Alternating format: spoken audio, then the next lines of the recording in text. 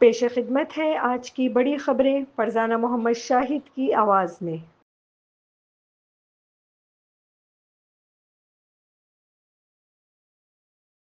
लंबे अरसे बाद बीजेपी की तेज तर्रार लीडर उमा भारती ने आज मीडिया से बात की।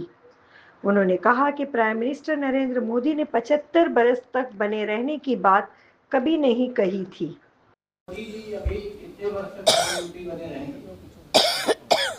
आप ज्योतिषी से पूछ रहे हैं क्या?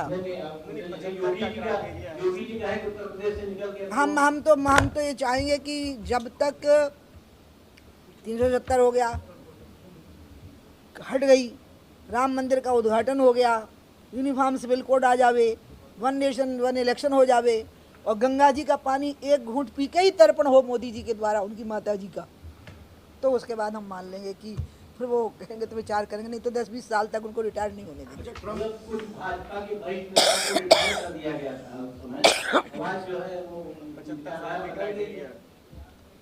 मुझे नहीं लगता कभी मोदी जी ने 75 साल शब्द बोला है, आप लोगों ने कहा होगा, और कोई क्राइटेरिया 75 साल का कभी किसी ने अनाउंस नहीं किया है, वो एक अनुमान शुरू हुआ।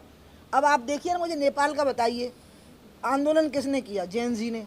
उनकी आयु सीमा 27 से ज़्यादा थी नहीं, और प्रधानमंत्री किसको बनाया बताइए? सुशीला कार्की को बनाया ना। क्या उम्र है उनकी? इसलिए आप इसे से समझ जाइए कि नौजवानी किसको कहते हैं और नौजवान क्या चाहते हैं। नौजवान अपने लिए कोई लालसा नहीं रखते, वो अपने देश का कल्याण किसमें होगा उसके हाथ में सौंपना चाहते हैं। मेरे देश का कल्याण मोदी के हाथ। कांग्रेस के लीडर राहुल गांधी ने आज फतेहपुर पहुंचकर मुतासिरा खानदान से मुलाकात की।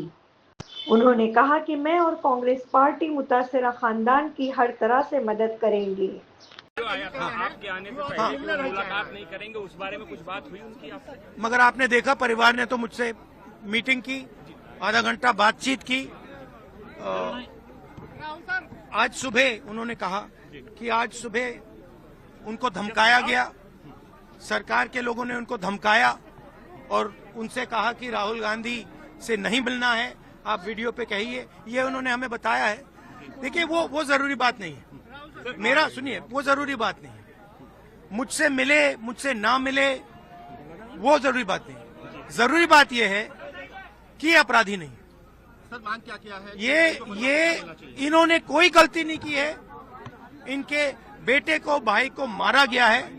अपराधी दूसरे लोग हैं और उनके खिलाफ कार्रवाई होनी चाहिए। क्या मांग किया मैंने आज यहाँ आकर इनसे बातचीत की, इनका जो दर्द है, दुख है, वो सुना, और हमारी पूरी कोशिश है, कांग्रेस पार्टी की और मेरी, कि जो भी हम इनकी मदद कर सकते हैं, सरकार में नहीं है तो ज्यादा मदद नहीं कर सकते हैं, मगर जो भी हम मदद कर सकते हैं हम मदद करेंगे। और जहां भी इस देश में दलितों पर अत्याचार होगा वहां पे कांग्रेस पार्टी मिलेगी, और जहां भी हम मदद कर सकते हैं हम मदद करेंगे और न्याय के लिए लड़ेंगे। धन्यवाद। बिहार इलेक्शन में महागठबंधन की सीट शेयरिंग पर बीजेपी के मेंबर पार्लियामेंट और सिंगर मनोज तिवारी क्या कहते हैं, आप भी देखिए। स्टेट का डेवलपमेंट सबसे बड़ा मुद्दा होता है, तो कोलिशन में थोड़े समझौते हो जाते हैं, ऊंचा नीचा होने के बाद भी होता है, लेकिन जहां आपस में दिल ही नहीं मिले हुए हो, सिर्फ किसी न किसी तरह से सत्ता में बने रहने की ललक हो, तो फिर ऐसे ही होता है जैसा महागठबंधन में हो रहा है। एनडीए ने बहुत समय से सीटों का बंटवारा कर लिया और उसके बाद आज आखिरी दिन है हम लोगों का नॉमिनेशन का। अभी मैं जा रहा हूं, बड़हरा जाऊंगा, तरारी जाऊंगा, और एक उपेंद्र कुशवाहा जी के कैंडिडेट हैं, दिनारा जाऊंगा, बक्सर जाऊंगा, तरारी जाऊंगा। ये सारे जगहों पे हम लोग अपनी जो उत्साह देख रहे हैं, बड़े बड़े लोग जो दावे करते थे वो मैदान छोड़ के भाग गए, वो पीके जी को देख ही नहीं पा रहा है आदमी। तो इस बिहार का जो भाव है वो एनडीए के साथ। मशहूर सिंगर केसरी लाल आरजेडी में शामिल होने के बाद तेजस्वी यादव के साथ मीडिया से बात करते हुए क्या कहा? नहीं, देखिए, जहाँ तक बात है, मैं पत्नी को जितना समझता हूँ उतना ही ये भी मुझे समझती है। इनको भी पता है कि ये मेरे साथ छठ तो मना लेती है, बट बिहार की बहुत ऐसी औरतें हैं जो अपने पति के साथ छठ तक नहीं मना पाती हैं, दिवाली तक नहीं मना पाती हैं, होली तक नहीं खेल पाती है। तो मैंने इनसे बोला कि एक बिहार बदलाव की तरफ जा रहा है। हम चाहते हैं कि हमारे यहाँ के माता बहन बेटी 24 घंटा अपने पति की सेवा करे और 24 घंटा अपने परिवार के साथ वो पति रहे, वो इंसान रहे। तो ये तभी संभव है जब हमारे यहाँ रोजगार होगा। तो उस बेरोजगारी को खत्म करने के लिए मैं आपको आगे करना चाहता हूँ। तब इन्होंने उस बात को समझा और उसके बाद हम लोग आए हैं और प्रयास है कि हर वो महिला, हर वो बेटी, हर वो बहन, हर वो भाई, हर वो बेटा अपने पिता के साथ रहे, हर वो बहन अपने पति के साथ रहे, हर वो भाभी अपने भाई के साथ रहे। तो मेरी ये प्रयास है कि आजीवन जिस तरह बाकी शहरों में लोग अपने पति पत्नी के साथ, अपने परिवार के साथ, अपने माँ बाप के साथ रह के और खुशियों के त्यौहार में रहते हैं, उसी तरह हमारा बिहार भी कोई जाए ना, गुजरात के लोग यहाँ आकर काम करे, कलकत्ता के लोग यहाँ आकर काम करे, दिल्ली के लोग यहाँ आकर रोजगार करे। हम यही चाहते हैं और इस संवाद के साथ आप सबको दे सकते हैं। चुनाव आप लड़िएगा या पत्नी लड़ेगी? चुनाव आप लड़िएगा या पत्नी लड़ेंगी आपकी? ये लड़े चाहे मैं लड़े, अर्धांगिनी है ना, एक ही बात है। देखिए, जीवन में पति पत्नी का जो प्रेम होता है ना, वो दुनिया में उससे बड़ा प्रेम नहीं है। माँ बाप के बाद अगर कोई संभालता है किसी बच्चे को, वो आपकी अर्धांगिनी होती है। इसके एमपी अखिलेश सिंह का कहना है कि बिहार में तेजस्वी यादव महागठबंधन के सीएम चेहरा हैं और सीटों की तकसीम हो रही है। अरे यार, अब जाने दो ना, वहाँ नॉमिनेशन करा। एक सेकंड, इलेक्शन के लिए नॉमिनेशन लगातार किया जा रहा है। इसमें देखना क्या है, इलेक्शन के लिए नॉमिनेशन होता ही है, नॉमिनेशन के बाद ही तो कैंपेन होता है, सब कुछ होता है। भी लगातार कोई तकलीफ नहीं है। सीएम फेस तेजस्वी प्रसाद यादव हैं, उसमें कहाँ कोई दो राय होती है। सीटों का बंटवारा अभी तक नहीं हुआ है, अनाउंस नहीं। सीटों का बंटवारा सब अंदर अंदर काम तो चल ही रहा है, तब नहीं गमछा पहन के जा रहे हैं नॉमिनेशन। 2020 में जितना सीट मिला था कांग्रेस को, उतना इस बार मिल नहीं पा रहा है। वही विवाद है, उस विवाद को आप लोग इधर ले आते हैं। आप लोगों में असली विवाद, हम लोगों में कोई विवाद नहीं, कोई नाराजगी नहीं। उनकी नाराजगी अरे दूर हो गई यार, उनकी नाराजगी। सर 2020 में जितनी सीटें आप लोगों को मिली थी, उतनी सीटें इस बार नहीं मिल रही है, किस बात के लिए? मुकेश जी को एडजस्ट करने में, उनको सम्मान देने में कुछ तो इधर उधर करना पड़ता है ना, तो थोड़ा हम लोग कम कर लिए। तो क्या करें। सुप्रीम कोर्ट के साबिक चीफ जस्टिस चंद्रचूड़ आज एक अवार्ड फंक्शन में दिखाई दिए। भारत की आज की आबादी आप देख लें तो 18 साल से नीचे करीब 45 करोड़ लोग हमारे देश की आबादी में हैं। 49 साल के नीचे जो आबादी है, क्योंकि ये सम्मान के लिए 49 वर्ष की आयु का अपर एज लिमिट था, 85% देश में आबादी 49 साल से कम है और 10 साल से कम आबादी हमारी 25 करोड़ है देश में। अब ये 10 साल से कम जो आबादी है 25 करोड़, उसमें शायद डायनामाइट न्यूज भी होती है।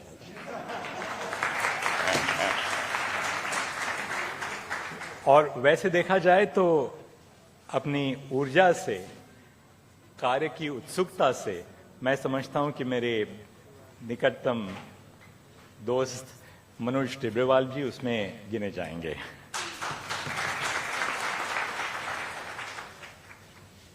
आज इस सम्मान से हम केवल इन तीनों हस्तियों को ही सम्मानित नहीं कर रहे हैं, पर देश की पूरी युवा पीढ़ी जो है उनको सम्मानित किया जा रहा है।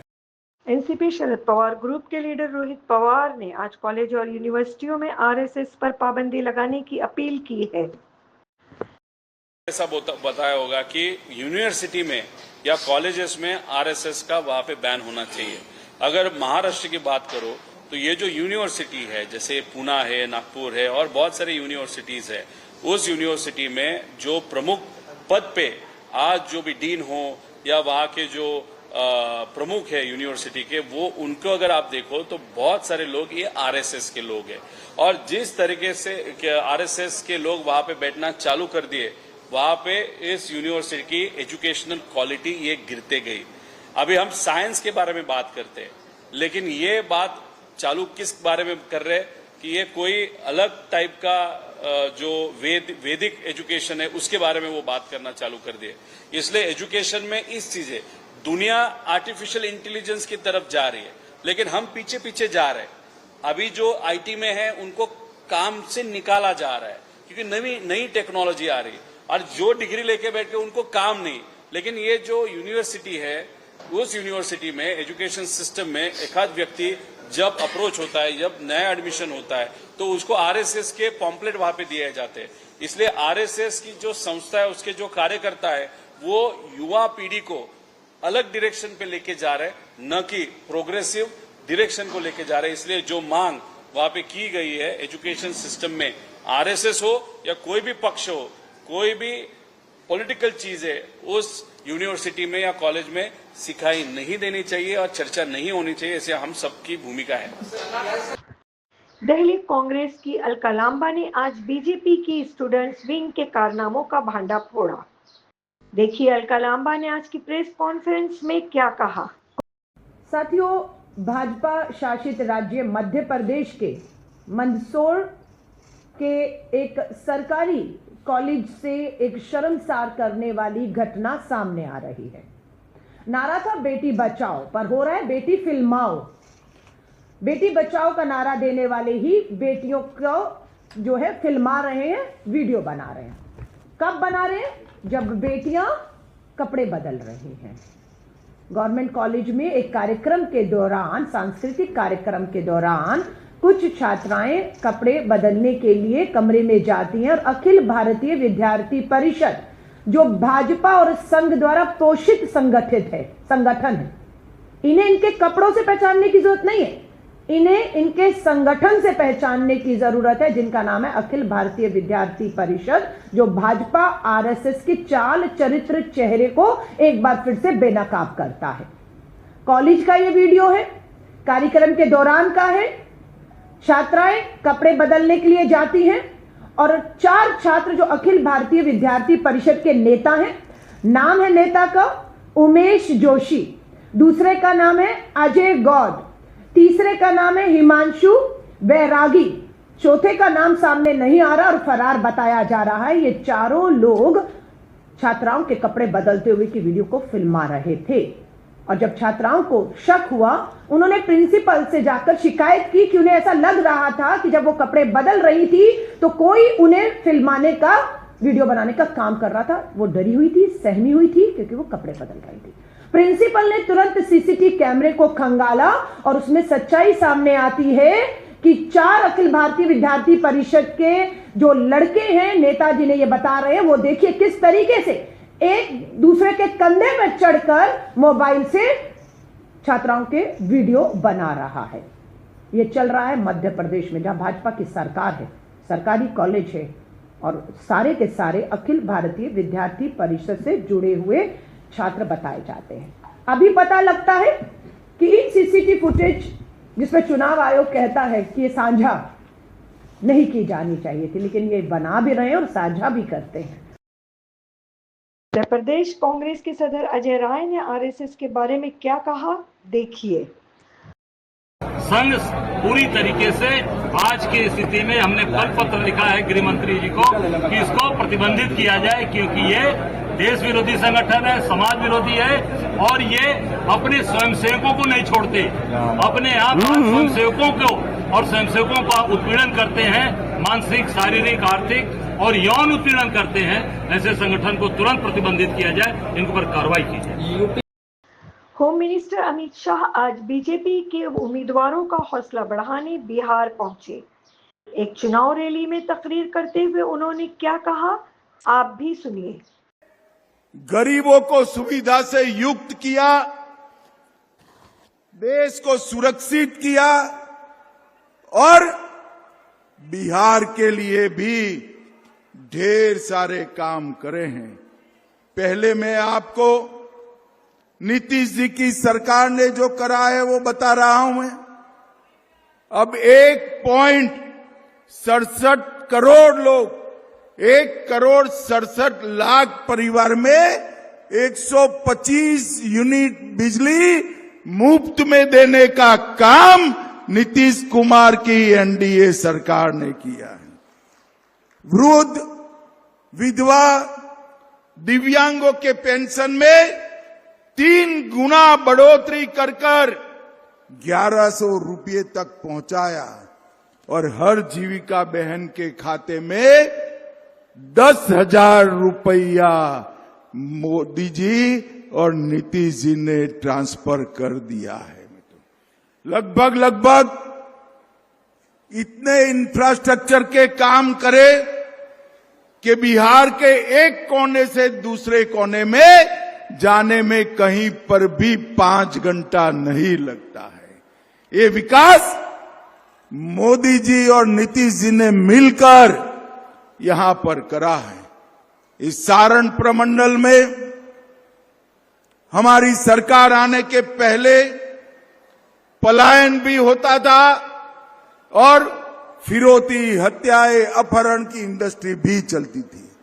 और अब यहां पर ढेर सारे इंजीनियरिंग कॉलेज, मेडिकल कॉलेज और रोड रास्ता बनाने का काम हमारे भारतीय जनता पार्टी और एनडीए के सरकार ने किया है। और साहब, आप सभी लोग अभी भी चिंतित रहिएगा। मैंने जनता दल की अभी आरजेडी की अभी सूची देखी है। वो सूची में शहाबुद्दीन के बेटे का नाम मैंने देखा है। मुझे बताओ, अगर आरजेडी आज भी शहाबुद्दीन के बेटे को टिकट दे तो बिहार सुरक्षित रह सकता है क्या? जोर से बोलो, रह सकता है क्या? भाइयों बहनों, बिहार को सुरक्षित रखना है तो नरेंद्र मोदी जी और नीतीश कुमार की जोड़ी को फिर से लाना पड़ेगा। अब इजाजत दें फरजाना मोहम्मद शाहिद को। खुश रहें, आबाद रहें।